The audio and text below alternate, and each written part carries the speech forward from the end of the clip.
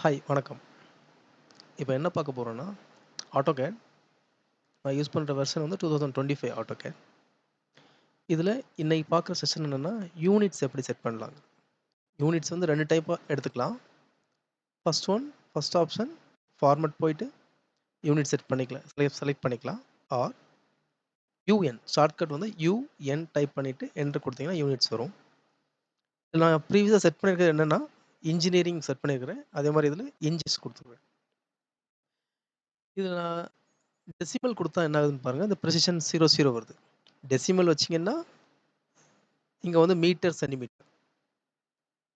Metre, centimetre வேணும்னா நீங்க decimal வச்சுக்கலாம்.